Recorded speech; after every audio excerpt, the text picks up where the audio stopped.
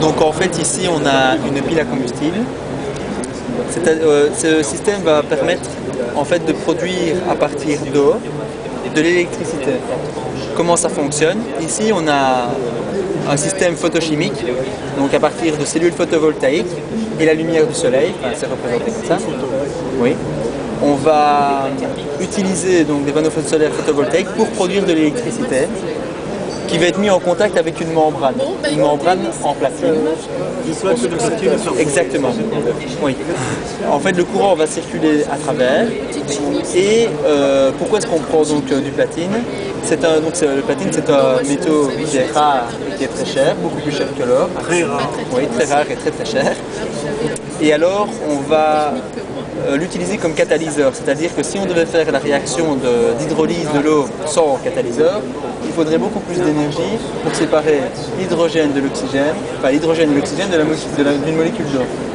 Donc ici, le processus est beaucoup plus facile, mais très coûteux.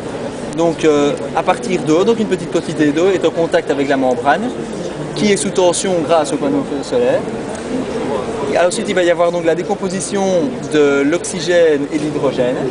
L'oxygène va partir dans l'atmosphère et l'hydrogène va être récolté ici. Il y a un petit tuyau qui est ramené ici à la cuve.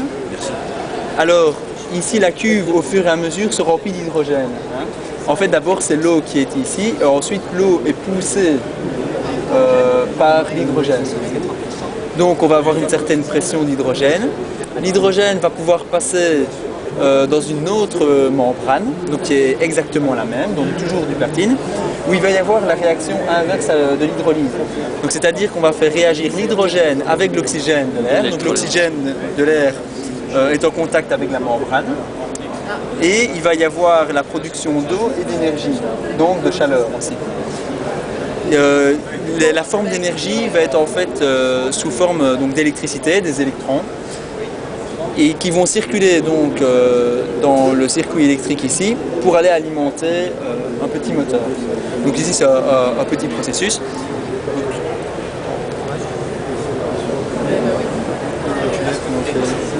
Donc il faut savoir en fait qu'actuellement ce type de procédé permet un rendement de 5-6%. Donc à partir d'eau, on arrive à produire 50% d'hydrogène et aussi 30% de chaleur.